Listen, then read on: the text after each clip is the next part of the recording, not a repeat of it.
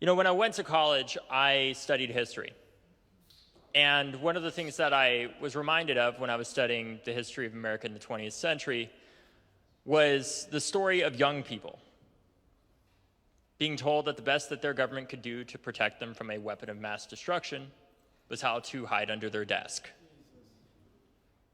Stop me if this sounds familiar. The difference is, with the atomic bomb, that generation, Joe Biden's generation, did something. They went on and passed some of the largest arms reduction treaties in human history. And I have to believe part of the reason for that is because of the unique anxiety they felt being told by their government the best it could do to protect them from a weapon of mass destruction was how to hide under their desk, as if that was going to do anything. Thankfully, we changed that, and we addressed it. A few years ago, or just last year actually, when I brought this up on a talk show with Bill Maher, and he asked, "Why is your generation so anxious?" You know, you go through these school shooter drills, and yeah, but you just get up from under your desk afterwards. But it's not that simple. Unlike Joe Biden's generation, unfortunately for us in our generation, the bomb is going off multiple times a month in the form of these school shootings that are happening, that are a constant reminder of the danger that our young people are put in the one place that they should be the most safe, in their schools. After Parkland, when we were speaking out, one of the things that I said when I first went on the news, and I didn't even think about it at the time, but now I look back on it and I realize why it meant so much to people. The first thing that I said was, we're the children. You are the adults. Do something. And now, as I speak to you, I am an adult. And we are doing something. And it's not to say that there haven't been older people who haven't done great work. You all have, obviously. Thank you. There are many people outside of this room that have not done enough, though, especially on Capitol Hill. And my message to those leaders is if you can't do your job, our movement will keep pressing. We will keep marching. We will keep demanding action. But if you cannot do your job, the young people that have grown up in the wake of these school shooter drills, not only are we going to outlive you, we will replace you.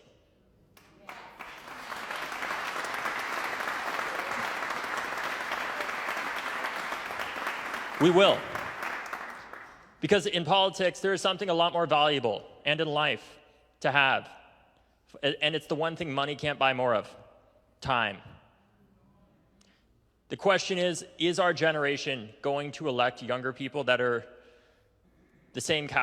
many of the same cowards and feckless leaders that we have in power now, that refuse to stand up to the NRA nearly enough? Or are we going to be the change in the leaders that we needed far more of, but had far too few of when we were young people?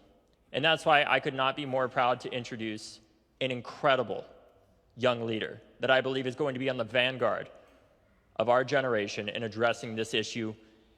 And let me be clear, there will be no one person that comes along and saves us. I wish it was that simple, but there isn't. It has to be all of us standing up together, across generations, across communities, across states. And with Justin J. Pearson, we see one of those many leaders rising up. When the time came for him to stand up to call for stronger gun laws, he knew it would come with a price. He got expelled from his state legislature.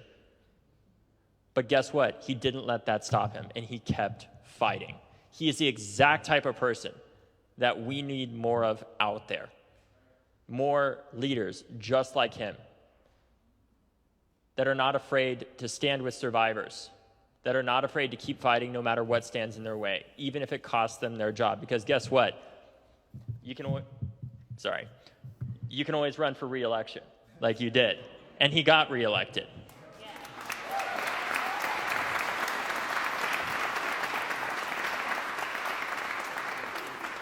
And I do believe if practically every other country on our planet has successfully addressed this issue, the idea that we can't, that this issue is just too intractable, that we cannot solve this issue, that is inherently un-American. I refuse to believe that, and you all should too. And what I'll leave you with is, even though it can feel hard to feel hope at times, I now live in Washington, D.C., and I live in a part of D.C. that I can actually afford. It is not the safest part of D.C. Just about a year ago, I was just about to go to sleep, and I heard what I thought were gunshots down the street, and it turns out it was, unfortunately. And there have been multiple people within my own neighborhood in the past year and a half since I moved there that have been killed by gun violence, less than a 5-minute walk from where I live.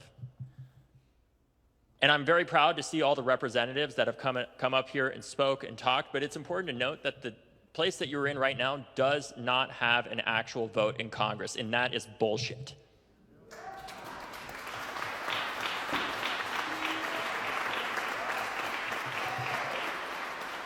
And I may not be from DC by any means, but I now live here. This is part of my community. And I love living here, but we have so much more work to do to ensure that we have the representation that the 600,000 plus people that live here actually deserve, and an actual vote in Congress that they absolutely should have. It's ridiculous that we don't. But going beyond that, it's going to require a generation of new leaders joining in coalition with people that have come before us, like Poe and so many of you that have been fighting for this for decades. And to all of you, I want to say thank you. Thank you. I've been doing this for less than a decade. My colleague, Jackie Corin, who's a co-founder of March for Our Lives, has been doing this less than a decade.